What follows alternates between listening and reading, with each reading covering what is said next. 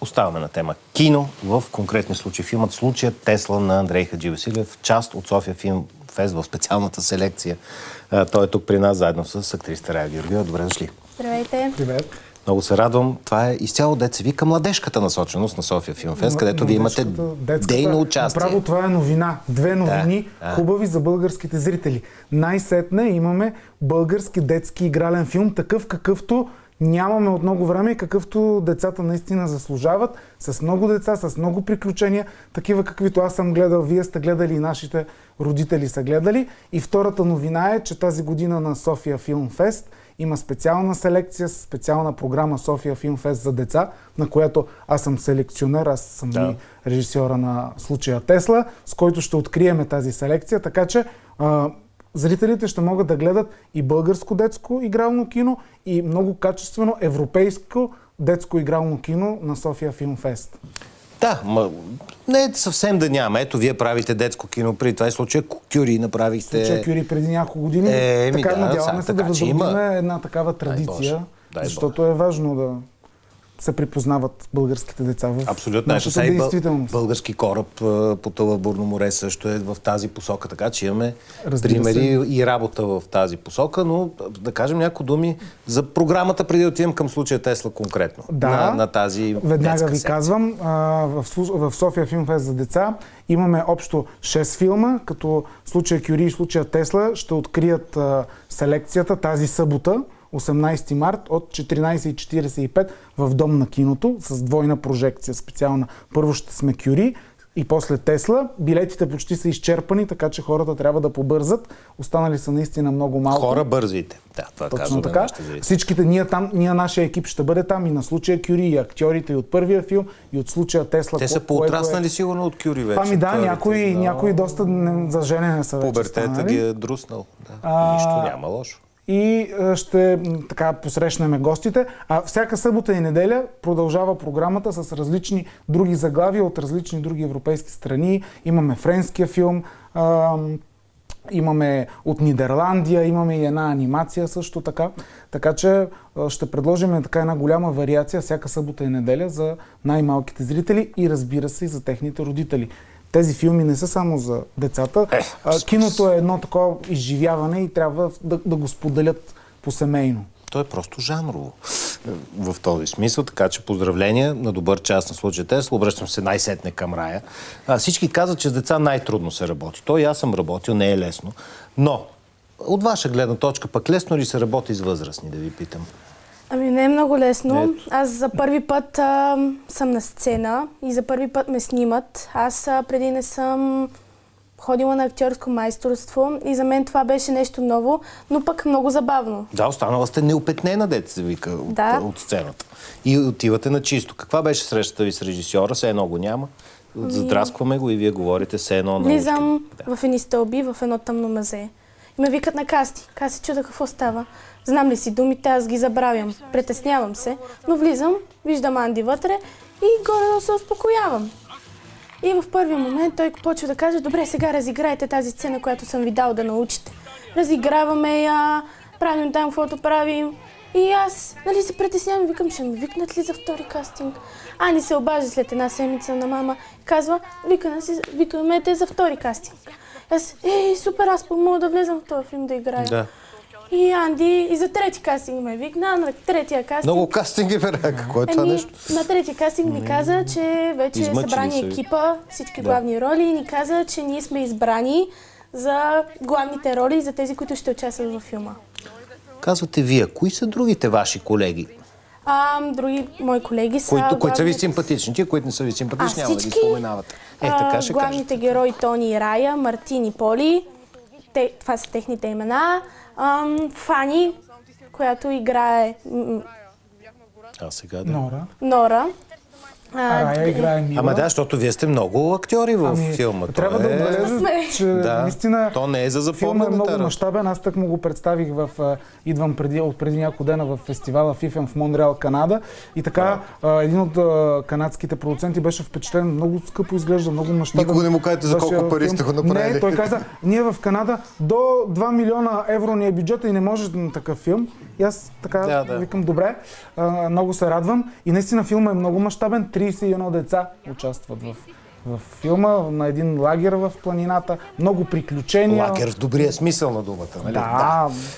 Така, като пионерски лагер, но не точно. Да. Едни скаути и едни ученици се срещат и много игри, много забавления. Има позитивен поглед към науката, разбира се, затова е случая Тесла. Главният ни персонаж, ето виждат зрителите, прави един опит с бобината на Тесла за бежично електричество. Има, разбира се, малко любов, тъй като тук сме в една такава възраст на първи любовни трепети. Тук имаме овладян животински актьор. Имаме отново животно. Разбира се, за мен е много важно деца и животни. За мен това е правилната формула. Абсолютно. А в случая Кюри имахме пъхчета, в случая Тесла имаме вълк, жаба, бръмбър, скакалец, паяк, 5 животни. Всичко. Така че всичко беше много забавно. Интересното е, като казахме за кастинга, че Рая, тук аз ще издам, Рая дойде съвсем случайно на нашите кастинги, придружавайки нейна приятелка, която се беше записала. Тя просто й беше помагала за реплики. Казала в мазето. Така че понякога просто, особено при детските филми, аз проведох много дълги кастинги. И най-важно е да намеря най-добре, освен самите деца трябва да са артистични, но те трябва и да си подхождат, взаимодействат, за да се получи един истински филм. И когато направих наистина този сериозен кастинг и вече видях ролите, знаех, че филма ми се е получил и другото беше лесно. Всички казват, с деца се работи сложно, напротив, за мен е даже Аз не съм гледал филма, ще го гледам с удоволствие сега. Премиерен, имахме само една прожекция, Райчето може да каже за нея, на Златна роза, където спечелихме наградата на публиката във Варна, над 800 души. Разкажете за тази емоция, то е било емоционално. Там леко притеснение, но с последствие, като влязохме в публиката, представиха ни и много беше забавно. Ние за първи път част от екипа гледахме за първи път филма и много се вълнувахме много, защото все пак участваш в филм и за първи път се виждаш на екрана. Но пък беше много забавно, мисля, че филма се е получил страхотно и беше много забавно. Това е най-важното. Ама разбира се, то няма смисъл крайния резултат, ако режисьорът ви е измъчил и ви е удрил с нагайката на снимачната площадка. Разбира се, важното е да е забавление, процесът е изключително важен.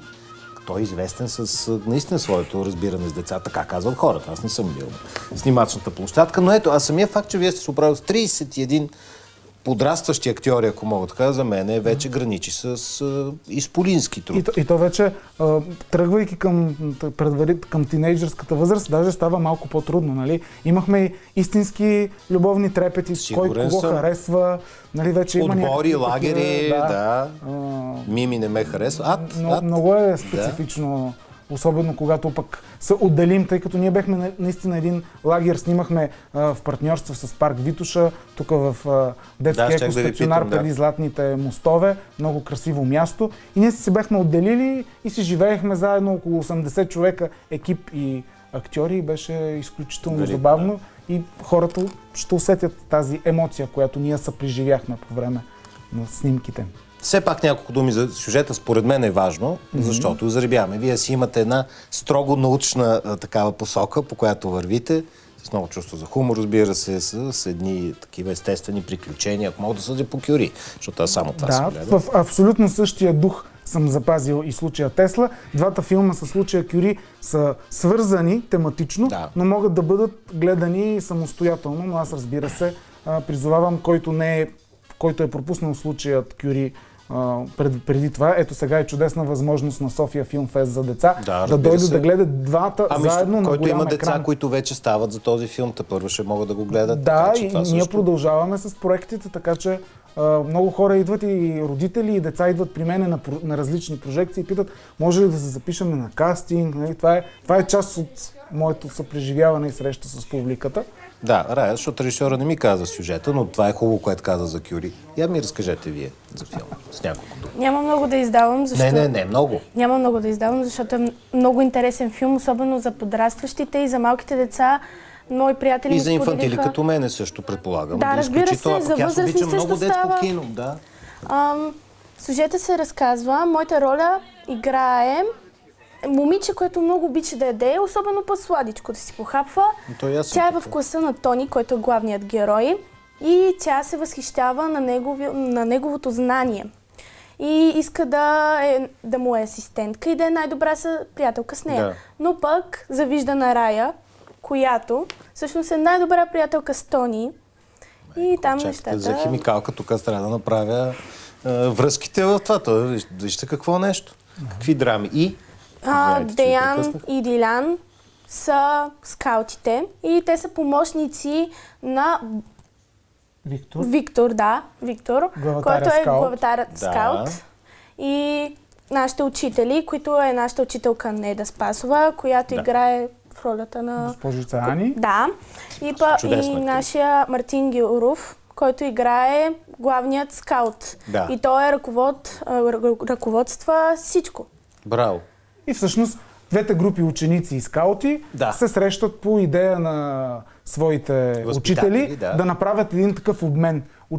Учениците, които така малко са по-диви и неконтролируеми, с скаутите, които оцеляват из природата, те са много организирани и вече се срещат тези две много различни групи деца в планината и почва да има най-различни и любовни интриги, и...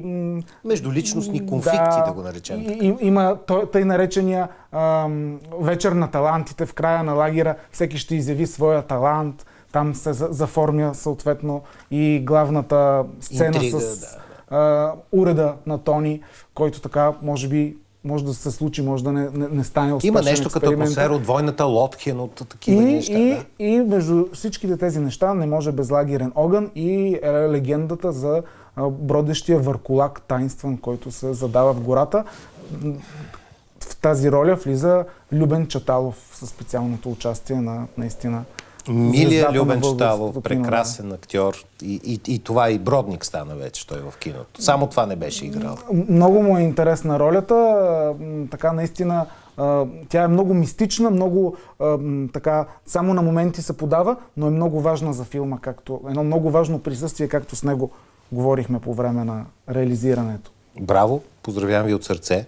Ще гледаме филма с трепет. Сигурен съм, че се е получило нещо много интересно. Следващ проект, примерно случая Фон Браун. Замисляте ли? Случая имаме няколко. Няколко детски филма имам в шкафа. Един от които така ми се иска една модерна адаптация да направя на Ян Бибиян и Дяволчето Фют. Имаме нужда да погледнем към класиките. Имам и, разбира се, модерни сценарии, така че сега вече и публиката, и филмовите творци вече сме по-отворени. Надявам се да имаме подкрепа. Вече има... Ако заработи някой ден Националния филмов център, там той работи. и отдел... Имахме даже специална сесия за детски игрален филм. Да, но още малко има да изгладиме. Има някои трудности. Трябва да преодолееме и ние, филмовите творци, някои така неразбирателства помежду си, за да можем нещата да вървят напред. Но сега имаме детски филми. Сега имаме повод за празник, глупости. Разбира се, гледаме хубаво. Гледаме случая Кюри, случая Тесла на 18 март в Дом на киното. И другите филми, Бел и Себастиян, нова генерация, е френския филм, за който трябва да кажа. Брат ми и роботът е много добро заглавие на мен, което много ми хареса и затова го селекционирах за тази детска селекция. Имаме за по-малките една анимация Титина. Също Мини Златан и Чичо Дарлинг е така интересна, модерен филм от скандинавските страни, копродукция. Златан, традиционно скандинавско има, разбира се.